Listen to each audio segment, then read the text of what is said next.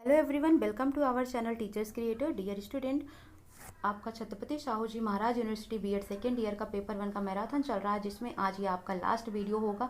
इसके पहले total 27 video तक मैंने अपलोड कर दिए हैं। बचे 4 वीडियो आपके इस वीडियोज में कंप्लीट हो जाएंगे।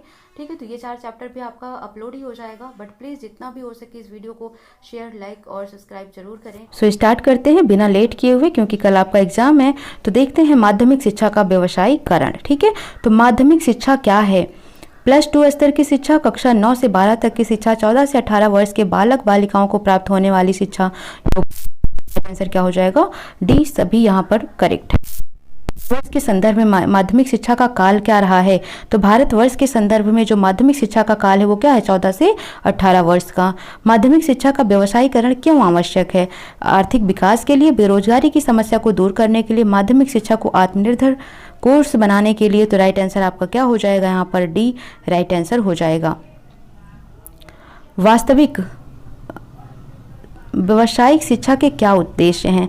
ठीक है, तो ऑप्शन है आपके पास आर्थिक रूप से संसंगत तकनीकी कौशल सीखना, कमाते हुए सीखना, स्वयं रोजगार के अवसर सहित उच्च शिक्षा प्रदान करना, मानवीय श्रम की गरिमा समझना। तो उपरोक्त सभी जो है व्यावसायिक शिक्षा के उद्देश्य हैं, यानी कि आप काम करते हुए भी सीख रहे हैं। ठीक है, आप मानवीय श्रम की गरिमा को समझ रहे हैं, स्वयं रोजगार करने का अवसर मिल रहा है आपको। ठीक है, कमा भी रहे हैं आप, आर्थिक रूप से संसंगत तकनीकी कौशल सीख रहे हैं। तो यहाँ पर ये सब करते हैं। माध्यमिक शिक्षा से मुख्य रूप से संबंधित आयोग है। तो माध्यमिक शिक्षा से संबंधित आयोग कौन सा है? माध्यमिक शिक्षा आयोग। माध्यमिक शिक्षा के व्यवसायीकरण का क्या महत्व है? कुशल जनशक्ति का निर्माण करने के लिए, लोकतंत्र को सफल बनाने के लिए, तकनीकी कुशलता व क्षमता के विकास के लिए। उपरोक्त सभी। तो राइट आंसर क्या हो जाएगा यहाँ पर? उपरोक्त सभी। शिक्षा के व्यवसायीकरण के लिए माध्यमिक स्तर ही क्यों सर्वोपरि है? ठीक है, क्यों सर्वोपरि है? क्योंकि इसमें बालक अधिक परिपक्व होते हैं और बालक में चेतना विकसित होने लगती है। इसीलिए जो माध्यमिक स्तर है ये व्यवसायीकरण के लिए सबसे अच्छा सर्वोपरि माना जाता है। माध्यमिक स्तर को कितने भागों में बांटा गया है? तो माध्यमिक स्तर को 2 भागों में बांटा गया है। राष्ट्र का विकास किस बात पर निर्भर करता है? तो राष्ट्र के विकास की बात करें तो पढ़े लिखे लोगों पर ही ये निर्भर करता है। शिक्षा के व्यवसायीकरण द्वारा किस प्रकार की समाज की रचना की जा सकती है? तो शिक्षा के व्यवसायीकरण के द्वारा ही एकीकृत एवं समतापूर्ण समाज की निर्माण या रचना की जा सकती है। व्यवसायीकरण के माध्यम से हम शिक्षा को किससे जोड़ सकते हैं? तो व्यवसायीकरण के माध्यम से हम जो शिक्षा है इसको किससे जोड़ सकते हैं? उत्पादन से जोड़ सकते हैं। 12वां नंबर क्वेश्चन है, शिक्षा के साथ उत्पादन जोड़ने के लिए किसकी आवश्यकता होती है? शिक्षा और संस्कृति के मूल अंग के रूप में विज्ञान, सामान्य शिक्षा के विभिन्न अंग के रूप में कार्य अनुभव, उद्योग, कृषि, व्यापार की आवश्यकताओं की पूर्ति के लिए शिक्षा का व्यवसायीकरण, उच्च स्तर पर कृषि विज्ञान शिक्षा में अनुसंधान। तो उपरोक्त सभी की आवश्यकता होती है शिक्षा के साथ उत्पादन जोड़ने के लिए जब आवश्यकता होती है। 13 नंबर क्वेश्चन है, माध्यमिक शिक्षा के व्यवसायीकरण के लिए आयोग ने जो कल्पना की थी उसके अनुसार। तो क्या कल्पना की थी आयोग ने? ऑप्शन है आपके पास यहाँ पर 8 में 10 तथा 20% छात्रों को व्यावसायिक शिक्षा प्राप्त हो, कक्षा 11 में 50% छात्रों को व्यावसायिक शिक्षा प्रदान की जाए, या सी दोनों ही। तो दोनों ही इसके राइट ऑप्शन है, यानी जो 8 है, 8वीं में 10 तथा 20% छात्रों को व्यावसायिक शिक्षा और 11वीं में 50% छात्रों को व्यावसायिक शिक्षा प्रदान की जाए। यह माध्यमिक शिक्षा के व्यवसायीकरण के लिए आयोग ने कल्पना की थी। 14 नंबर क्वेश्चन है, शिक्षा आयोग ने माध्यमिक शिक्षा के व्यवसायीकरण का दायित्व किसे सौंपा था? ठीक है, तो किसको सौंपा था? यहाँ पर ऑप्शन है आपके संघ सरकार। हम कार्यान्वयन को विद्यालय, घर, कार्यशाला, खेल, फैक्ट्री या किसी अन्य उत्पादक कार्य सहयोग देने के रूप में परिभाषित करते हैं। यह किसने कहा था? ठीक है, तो किसने कहा था इसको? ऑप्शन है आपके पास शिक्षा आयोग। तो शिक्षा आयोग ने ही कहा था कि हम कार्यान्वयन को विद्यालय, घर, कार्यशाला, खेल, फैक्ट्री या किसी अन्य उत्पादक कार्य सहयोग देने के रूप में भी परिभाषित करते हैं। 16 नंबर क्वेश्चन है, आयोग ने शिक्षा निम्नलिखित स्तर पर कार्यान्वयन लागू करने की बात कही थी। ठीक है, तो किस स्तर पर बात कही थी उन्होंने? तो उच्च स्तर, माध्यमिक स्तर, प्राथमिक स्तर, तो सभी स्तरों पर उन्होंने कार्यान्वयन लागू करने की बात कही थी। का आधार क्या है? तो कार्यान्वयन का जो आधार है वो विद्या अर्जन भी है और धन अर्जन भी है, यानी कि विद्या भी आप पढ़ो और धन भी कमाओ। तो ये दोनों ही इसके राइट ऑप्शन हो जाते हैं। 18 नंबर क्वेश्चन है, व्यवसायीकरण के उपयोग से होने वाली उपलब्धियां क्या हैं?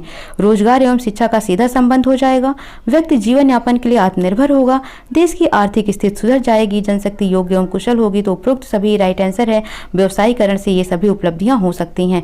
आचार्य राममूर्ति ने माध्यमिक शिक्षा के व्यवसायीकरण के बारे में क्या सुझाव दिए थे?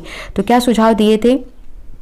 ऑप्शन है आपके पास छात्रों को व्यावसायिक विषयों में अपनी रुचि का विषय चुनने की छूट हो, अनौपचारिक रूप से भी व्यावसायिक शिक्षा दी जाए, प्राविधिक तथा प्रबंधन शिक्षा के लिए भी विभिन्न पाठ्यक्रम चलाए जाएं। उपरोक्त सभी। तो राइट आंसर हो जाएगा डी, उपरोक्त सभी। राष्ट्रीय समिति ने मांग के आधार पर किस प्रकार के विषयों को प्राथमिकता देने की सिफारिश की थी? सेक्रेटरियल प्रशिक्षण, कैटरिंग तकनीकी या बागवानी कृषि। नेक्स्ट है आपके पास ऑप्शन में व्यापार एवं वाणिज्य के सिद्धांत एवं अभ्यास, फल संरक्षण, पौष्टिक आहार एवं भोजन बनाना, मेंटेनेंस तथा मैकेनिक का कोर्स, चिकित्सालय एवं प्रयोगशाला तकनीकी ड्रेस बनाना। उपरोक्त सभी बात कही गई थी। माध्यमिक शिक्षा को व्यवसाय उन्मुख बनाने की दृष्टि से केंद्र सरकार ने एक योजना लागू की थी। किस सन में लागू की थी? तो राइट ऑप्शन हो जाता है 1998 में लागू की थी। ठीक है, तो इस तरीके से हमने टोटल कवर किए 21 क्वेश्चन जो कि हमारे चैप्टर 28 के थे। अब हम देखते हैं चैप्टर नंबर 29 जो है राष्ट्रीय माध्यमिक शिक्षा अभियान। राष्ट्रीय माध्यमिक शिक्षा अभियान में पहला नंबर क्वेश्चन है, किस अभियान से माध्यमिक विद्यालयों में प्रवेश बढ़ा और विद्यालयों में ठहराव में सफलता मिली है? ठीक है, तो किसके उससे मिली है? तो ऑप्शन क्या हो जाएगा आपका? सर्व शिक्षा अभियान, यानी कि ए यहाँ पर राइट आंसर हो जाएगा। सर्व शिक्षा अभियान को स्वीकृति प्रदान की गई थी, तो किस सन में या किस डेट को प्रदान की गई थी? तो 12 नवंबर 2009 को सर्व शिक्षा अभियान को स्वीकृति प्रदान की गई थी। सर्व शिक्षा अभियान को किस संस्था द्वारा स्वीकृति प्रदान की गई थी? तो किस संस्था के द्वारा की गई थी? प्रोजेक्ट बोर्ड द्वारा ये स्वीकृति प्रदान की गई थी। सर्व शिक्षा अभियान में शामिल किया गया था, तो किसको शामिल किया गया था? उच्चतर माध्यमिक शिक्षा को शामिल किया गया था। सर्व शिक्षा अभियान के दूसरे चरण को किसकी पूर्ति के लिए आरंभ किया गया था? तो किसकी पूर्ति के लिए आरंभ किया गया था? अब तक प्रवेश न लेने वाले बच्चों की समस्याओं को दूर करके उन्हें प्रवेश दिलाया जाए, प्रवेश न लेने वाले बच्चों को प्रवेश दिलाने तथा उन्हें उच्चतर माध्यमिक शिक्षा तक पढ़ाने के लिए प्रेरित करने हेतु माध्यमिक शिक्षा पूर्ण होने के पहले ही विद्यालय छोड़ देने वाले बच्चों को उच्चतर माध्यमिक शिक्षा तक विद्यालय न छोड़ने हेतु तैयार करने हेतु। तो उपरोक्त सभी राइट आंसर हो जाता है। इसीलिए सर्व शिक्षा अभियान का दूसरा चरण जो है इन सभी चीज़ों के लिए चलाया गया था। सर्व शिक्षा अभियान के दूसरे चरण को जिन आवश्यकताओं की पूर्ति के लिए प्रारंभ किया गया था उनमें सम्मिलित है। तो उनमें क्या सम्मिलित है? योग्य अध्यापकों की नियुक्ति, तो ये सही बात है। अध्यापकों के लिए सेवारत काल प्रशिक्षण, इससे आने वाले अध्यापकों के लिए विद्यालय में आवासीय सुविधा उपलब्ध करवाना, तो ये सभी चीज़ें ध्यान में रख कर ही स्टार्ट किया गया था सर्व शिक्षा अभियान। किस अभियान को सुचारू रूप से चलाने के लिए पूरे देश में एक ही योजना बनाई गई थी? तो कौन सा था? सर्व शिक्षा अभियान था। किस अभियान के तहत गाँव में पढ़ाने वाले अध्यापकों के लिए 300 रुपये प्रति मास प्रोत्साहन राशि देने का प्रावधान किया गया था? तो सर्व शिक्षा अभियान इसका राइट आंसर हो जाएगा। सर्व शिक्षा अभियान के दूसरे चरण की सफलता से प्रभावित होकर सर्व शिक्षा अभियान तीसरा चरण प्रारंभ किया गया था। अधिक विकासशील राज्यों में, पिछड़े राज्यों में, दोनों में या केवल विकसित राज्यों में? तो राइट ऑप्शन आपका क्या हो जाएगा? दोनों ही राज्यों में। जो ज़्यादा विकसित थे और जो पिछड़े राज्य थे, तो दोनों ही विकासशील और पिछड़े राज्यों में दोनों ही जगह तीसरे चरण को प्रारंभ किया गया था सर्व शिक्षा अभियान के सक्सेस होने पर। सर्व शिक्षा अभियान में आने वाला राज्य में कितने अधिकारियों की नियुक्ति की व्यवस्था थी? तो कितने अधिकारियों की? 35 अधिकारियों की नियुक्ति की व्यवस्था थी। सर्व शिक्षा अभियान में कुल कितने करोड़ रुपए खर्च करने का प्रावधान है? तो हम बता दें यहाँ पर आपको कि 652.70 करोड़ रुपए सर्व शिक्षा अभियान में इतने करोड़ रुपए खर्च करने का प्रावधान दिया हुआ है। ठीक है, सर्व शिक्षा अभियान के तीसरे चरण में मुख्य ध्यान किन बिंदुओं पर दिया गया है? किन बिंदुओं पर दिया गया है? नए विद्यालयों में कक्षा 9 तथा 10 के लिए 2-2 सेक्शनों हेतु 4 कमरों की व्यवस्था करने पर, प्रत्येक अपग्रेड विद्यालय में एक सेक्शन के लिए 2 लाख रुपए अनुदान देने की, अपग्रेड विद्यालय में 2 सेक्शनों के लिए 4 लाख रुपए अनुदान देने की। तो इन सभी की बात ही सर्व शिक्षा अभियान ने तीसरे चरण में ध्यान दिया था कि इन सभी चीज़ों पर अब ध्यान दिया जाएगा। योजना बोर्ड ने शिक्षा के क्षेत्र में पिछड़े तथा अग्रणी कुल कितने राज्यों में नए सर्व शिक्षा अभियान को स्वीकृति दी थी? तो कितने? 7 राज्यों को। निम्न में कौन शिक्षा के क्षेत्र में विकसित राज्य है? तो शिक्षा के क्षेत्र में विकसित राज्य कभी भी पूछा जाए तो केरल आज भी नंबर 1 पे चलता है। शिक्षा के क्षेत्र में अविकसित राज्य कौन सा है? तो शिक्षा के क्षेत्र में अविकसित राज्य की अगर हम बात करते हैं यहाँ पर, ठीक है, तो राइट ऑप्शन आपका हो जाता है मिजोरम, राजस्थान, छत्तीसगढ़। तो यहाँ पर उपरोक्त सभी हो जाएगा। एक सेकंड, यहाँ पर थोड़ा सा आप इसको सुधार लेना। अगर पूछा जाता कि सबसे ज़्यादा तो आप आंसर क्या करते? केरल करते, लेकिन पूछा है कि शिक्षा के क्षेत्र में विकसित राज्य कौन से हैं? तो तमिलनाडु, केरल, पंजाब ये सभी विकसित राज्य हैं। तो आप डी राइट आंसर करेंगे, यानी उपरोक्त सभी। ठीक है, और शिक्षा के क्षेत्र में अविकसित राज्य में भी ये सभी हैं, तो आप आंसर करेंगे किसको? उपरोक्त सभी को। ठीक है, नेक्स्ट क्वेश्चन है, सर्व शिक्षा अभियान के अंतर्गत 7 विकसित राज्यों के लिए किन विषयों पर ध्यान आकर्षित किया गया? ठीक है, तो किस पर किया गया?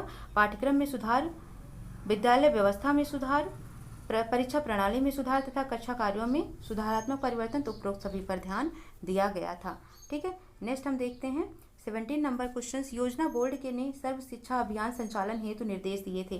तो क्या निर्देश दिया था? कुल खर्च के लिए अनुमान्य राशि का 30% से अधिक टूट फूट तथा सुधारात्मक कार्यों पर खर्च न किया जाए।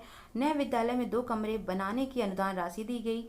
दूर दराज के अध्यापकों के लिए विद्यालय में आवासीय सुविधा दी गई। तो इन सभी पर ही योजना बोर्ड ने सर्व शिक्षा अभियान संचालन हेतु निर्देश दिए थे।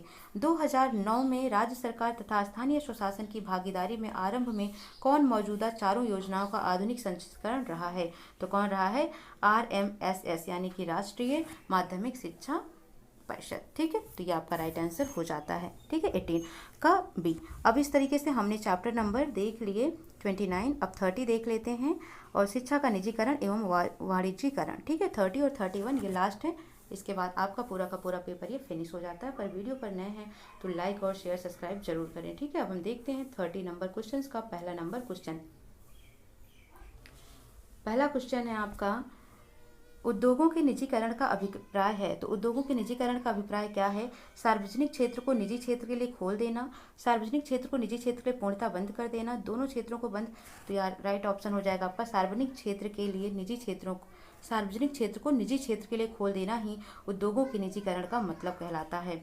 निजीकरण से वृद्धि होती है। तो निजीकरण से किसकी वृद्धि होती है? निजी क्षेत्र की भूमिका में, निजी क्षेत्र के महत्व में, इन दोनों में ही वृद्धि होती है। सार्वजनिक उद्योगों को निजी क्षेत्र का हस्तांतरित करना कहलाता है। तो सार्वजनिक उद्योग को निजी क्षेत्र में हस्तांतरित करना या उसमें ट्रांसफर करना क्या कहलाता है? निजीकरण कहलाता है। जैसे अभी सभी सरकारी चीज़ों को क्या हो रहा है? प्राइवेट में भेज दिया जा रहा है, प्राइवेट हाथों को दे दिया जा रहा है। तो क्या हो रहा है? ये निजीकरण ही तो हो रहा है यहाँ पर। संकुचित अर्थ में निजीकरण से क्या अभिप्राय है? तो संकुचित अर्थ में अगर हम बोलें तो सार्वजनिक उद्यमों का निजी स्वामित्व, यानी कि जो सार्वजनिक अधिकार हुआ करता था सरकार का, अब उस पर किसी प्राइवेट पब्लिक लोगों का अधिकार होगा। ठीक है, 5वां नंबर क्वेश्चन है, विस्तृत अर्थ में निजीकरण का अर्थ क्या होता है? तो विस्तृत क्रम में अगर हम बात करें तो सार्वजनिक क्षेत्र के स्वामित्व का निजी व्यक्तियों द्वारा प्रवर्ध एवं नियंत्रण किया जाना। ठीक है, सार्वजनिक क्षेत्र के स्वामित्व का निजी व्यक्तियों के हाथों में सौंपा जाना। तो ये विस्तृत अर्थ नहीं होगा। तो विस्तृत अर्थ की बात किया तो राइट ऑप्शन हो जाएगा ए। ठीक है, 6 नंबर क्वेश्चन है, निजीकरण वह सामान्य प्रक्रिया है जिसके द्वारा निजी क्षेत्र सरकारी उद्यम का मालिक बन जाता है या उसका प्रबंध करता है। यह परिभाषा किसके द्वारा दी गई थी? तो यह परिभाषा बारबराली तथा जॉन नेल्स के द्वारा दी गई थी। 7 नंबर क्वेश्चन है, निजीकरण या का से अभिप्राय उस प्रक्रिया से है जिसके फलस्वरूप सरकार के प्रत्यक्ष या अप्रत्यक्ष स्वामित्व या नियंत्रण वाले कार्य, क्रिया, संपत्तियां या संगठन पूर्णतः या आंशिक रूप से किसी गैर सरकारी संगठन को स्थानांतरित हो जाती हैं। यह परिभाषा किसने दिया था? तो यह परिभाषा JN गुडरॉय ने दिया था। निजीकरण को अपनाया जा सकता है पूर्ण रूप से, आंशिक रूप से, पूर्ण रूप तथा आंशिक रूप से उपरोक्त में से किसी से नहीं। तो निजीकरण को जो है वो पूर्ण रूप से भी अपनाया जा सकता है और आंशिक रूप से भी अपनाया जा सकता है। निजीकरण प्रक्रिया की मुख्य विशेषता क्या है? सार्वजनिक क्षेत्र को संकुचित कर देना या सार्वजनिक क्षेत्र के शेयरों की निजी क्षेत्र की बिक्री, रूढ़ सरकारी उद्योग या उपरोक्त सभी। तो राइट आंसर क्या हो जाएगा आपका? उपरोक्त सभी। वर्तमान में सरकारी क्षेत्र के लिए आरक्षित उद्योगों की संख्या कितनी है? तो कितनी है? कुल 3 हैं। सरकारी क्षेत्र के लिए सुरक्षित उद्योग कितने हैं? तो सरकारी क्षेत्र के लिए अगर हम बात करें सुरक्षित उद्योगों की तो अणु ऊर्जा है, रेलवे है, अणु खनिज है, ये सभी हैं। तो उपरोक्त सभी इसका राइट आंसर हो जाता है। 12वां नंबर क्वेश्चन देखते हैं, स्वतंत्रता से पूर्व भारत में प्रधानता थी। तो स्वतंत्रता से पूर्व भारत में किसकी प्रधानता थी? सार्वजनिक क्षेत्रों की प्रधानता ज़्यादा थी। ठीक है, सरकार ने सार्वजनिक उद्योगों के शेयरों का विनिवेश करने के लिए ससंगर रंग राजन समिति का गठन, कौन सी समिति का? रंग राजन समिति का गठन कब किया था? तो कब किया था? 1992 ईस्वी में किया था। भारत में शिक्षा के निजीकरण के मुख्य कारण क्या थे? तो भारत में शिक्षा के निजीकरण के मुख्य कारण थे कि समाजवादी अर्थव्यवस्था का विघटन हो गया, सार्वजनिक क्षेत्र की अकुशलता हो गई, अनार्थिक कीमत नीति हो गई। तो ये सभी राइट आंसर हो जाएंगे। यानी कि जो भारत में शिक्षा के निजीकरण का कारण है वो ये है कि समाजवादी अर्थव्यवस्था जो है वो विघटित हो गई, सार्वजनिक क्षेत्र की कुशलता कम हो गई और अनार्थिक कीमत नीति आ गई, जिसकी वजह से भारत में निजीकरण लाना पड़ा। ठीक है, निजीकरण का मुख्य उद्देश्य क्या है? लोगों की कार्यक्षमता तथा प्रतिस्पर्धा को बढ़ाना, लाभ की बढ़ोतरी करना, उद्योगों की कार्यक्षमता को सुधारना। तो ये सभी राइट आंसर है। निजीकरण के मुख्य उद्देश्य यही हैं। निजीकरण से होने वाला मुख्य लाभ क्या है? कार्यकुशलता में वृद्धि, प्रतिस्पर्धा में वृद्धि, अर्थव्यवस्था का वैश्वीकरण या उपरोक्त सभी। तो राइट आंसर हो जाएगा आपका उपरोक्त सभी। निजीकरण से होने वाली मुख्य हानियां क्या हैं? तो औद्योगिक रूढ़ता, वर्ग संघर्ष, सामाजिक कल्याण का अभाव। तो ये सभी जो हैं निजीकरण से होने वाली हानियां हैं। ठीक है, तो चैप्टर नंबर 30 भी आपका फिनिश हो जाता है। अब हम देखते हैं चैप्टर नंबर 31, जिसमें परीक्षा सुधार यानी कि एग्जामिनेशन रिफॉर्म की बात कही गई है। और टोटल इसमें हम कुछ क्वेश्चंस को करेंगे और आज का ये आपका लास्ट सेशन होगा। ठीक है, तो वीडियो को जितना हो सके लाइक और शेयर जरूर करिए। शिक्षा का मुख्य उद्देश्य क्या है? शिक्षा का मुख्य उद्देश्य है कि बालक का सर्वांगीण विकास किया जाना। बालक का सर्वांगीण विकास प्रकट होता है, किससे प्रकट होता है? उसके व्यवहार से प्रकट होता है। मूल्यांकन एक प्रक्रिया है, निरंतर चलने वाली, कार्यखंड को मापने वाली, प्रतिदिन के कार्य को प्रदर्शित करने वाली। उपरोक्त सभी। तो राइट आंसर आपका हो जाएगा। मूल्यांकन एक निरंतर चलने वाली प्रक्रिया है। परीक्षा सुधार आवश्यक है, समाज की बदलती आवश्यकताओं के कारण, विचारधाराओं में बदलाव के कारण, या दोनों, या समाज की बदलती आवश्यकताओं, विचारधाराओं एवं शिक्षा में सामंजस्य स्थापित करने के लिए। ठीक है, तो राइट ऑप्शन आपका क्या हो जाएगा? डी, यानी कि जो समाज में बदलती आवश्यकताएं हैं, विचारधारा हैं, या शिक्षा में सामंजस्य स्थापित करने के लिए ही परीक्षा में सुधार करना आवश्यक है। परीक्षा सुधार की आवश्यकता को जन्म देने वाले मुख्य कारण क्या हैं? तो मुख्य कारण क्या क्या हैं? एक तो समाज की बदलती आवश्यकताएं, ठीक है, प्रतिभा विकास के लिए, छात्रों के वास्तविक ज्ञान के मूल्यांकन के लिए। तो उपरोक्त सभी राइट आंसर हो जाएगा। नेक्स्ट है, राष्ट्रीय शिक्षा नीति 1986 में परीक्षा में सुधार हेतु क्या सुझाव दिए गए थे? तो क्या सुझाव दिए गए थे? अवसर तथा आत्मपरकता के अतिशय तत्व को समाप्त कर देना चाहिए, कंठस्थीकरण को निरुत्साहित करना चाहिए, यानी जो रटंत विद्या है उसको खत्म करना चाहिए, सतत एवं व्यापक मूल्यांकन पर जोर देना चाहिए, यानी सतत का मतलब लगातार, व्यापक का मतलब होता है स्कूल के बाहर, स्कूल के अंदर, दोनों ही जगह बच्चों पर ध्यान देना चाहिए। तो उपरोक्त सभी राइट आंसर हो जाएगा। राष्ट्रीय शिक्षा नीति 1986 में परीक्षा सुधार हेतु किन बातों पर जोर दिया गया था? तो किन बातों पर जोर दिया गया था? तो परीक्षा संचालन में सुधार होना चाहिए, शिक्षक, छात्र तथा अभिभावक के द्वारा मूल्यांकन प्रक्रिया का कारगर उपयोग होना चाहिए, शैक्षिक सामग्री तथा प्रक्रिया विधि में सहगामी परिवर्तन को लागू करना चाहिए। तो उपरोक्त सभी जो है ये नई पॉलिसी नीति जो 1986 आई थी उसमें इन सब बातों पर जोर दिया गया था। राष्ट्रीय शिक्षा नीति के कार्यान्वयन के लिए किस वर्ष कार्यान्वयन कार्यक्रम तैयार किया गया था? तो किस वर्ष शुरू किया गया था? ये 1992 में। परीक्षा सुधार के लिए राष्ट्रीय फ्रेमवर्क तैयार करने वाली अंतर संस्थानिक समिति में किस संस्थानों के प्रतिनिधियों को शामिल किया गया था? विश्वविद्यालय अनुदान आयोग। नेक्स्ट है, राष्ट्रीय शैक्षिक अनुसंधान एवं प्रशिक्षण परिषद, अखिल भारतीय तकनीकी शिक्षा परिषद। तो राइट आंसर हो जाएगा, इन सभी को ही शामिल किया गया था। राष्ट्रीय परीक्षा सुधार फ्रेमवर्क में शामिल किए जाने वाले मुख्य बिंदु क्या थे? प्रारंभिक स्तर, माध्यमिक स्तर, उच्च स्तर। तो ये सभी जो थे राष्ट्रीय परीक्षा सुधार फ्रेमवर्क में शामिल किए जाने वाले मुख्य बिंदु थे। 1192 की परीक्षा सुधार कार्य योजना के मुख्य अंश थे। तो मुख्य अंश क्या थे? एक तो प्रारंभिक स्तर, माध्यमिक स्तर, सभी स्तरों के लिए एक समान कार्य नीतियाँ। तो राइट ऑप्शन हो जाएगा आपका उपरोक्त सभी, यानी कि डी यहाँ पर राइट आंसर हो जाएगा। लिखित परीक्षाओं में सुधार के अंतर्गत आती है। तो लिखित परीक्षाओं में सुधार के अंतर्गत क्या क्या आती है? प्रश्न तथा उनकी रचना में सुधार किया जाए, प्रश्न पत्रों में सुधार किया जाए, अंकन विधि में सुधार किया जाए। तो उपरोक्त सभी राइट आंसर हो जाता है। मौखिक परीक्षाओं में सुधार हेतु किन बातों पर ध्यान देना आवश्यक है? मौखिक अभिव्यक्ति द्वारा मापी जा सकने वाली योग्यताओं तथा विषय वस्तु की पहचान, उक्त योग्यताओं के मापन हेतु मौखिक परीक्षा का एक व्यापक कार्यक्रम तैयार करना, मौखिक परीक्षा में वस्तुनिष्ठता सुनिश्चित करना। तो उपरोक्त सभी राइट आंसर हो जाएगा। अब 14 नंबर क्वेश्चन देखते हैं हम यहाँ पर। ठीक है, तो जो सतत आंतरिक मूल्यांकन है वो शिक्षण प्रदान करने वाले व्यक्ति ही मूल्यांकन करेंगे। दूसरा, मूल्यांकन कार्य सत्र के अंत में ना होकर संपूर्ण सत्र के दौरान विभिन्न अंतरालों पर लगातार, यही सतत आंतरिक मूल्यांकन के सिद्धांत। ठीक है, तो ये दोनों ही इसके राइट आंसर होते हैं। सतत मूल्यांकन के विभिन्न अंग कौन से हैं? तो सतत मूल्यांकन के विभिन्न अंग की अगर हम बात करें तो क्लास या क्विज टेस्ट कराया जाए, उपस्थिति तथा साक्षात्कार किया जाए, होम असाइनमेंट दिया जाए। तो ये सभी इसके राइट आंसर बन जाते हैं। सेमेस्टर प्रणाली का प्रयोग किन देशों में सफलतापूर्वक किया गया? तो कहाँ पर किया गया था? England, Germany, America. तो हर जगह पर उपरोक्त सभी राइट आंसर हो जाता है। सेमेस्टर प्रणाली का प्रयोग सफलतापूर्वक किया गया था। तो कंप्लीट होता है पूरा का पूरा आपका चैप्टर नंबर 31। आई होप आप सभी इन वीडियो से अपनी पूरी कंप्लीट तैयारी कर लेंगे। कोई डाउट आता है कमेंट सेक्शन में मैसेज करें। All the best for your exam. अच्छे से तैयारी करके अच्छे नंबर ले आइएगा। और कभी कोई वीडियो की जरूरत होती है तो मैं ज़रूर आपके लिए लेकर आऊँगी, कोई हेल्प होती है तो। All the best. Thank you for watching.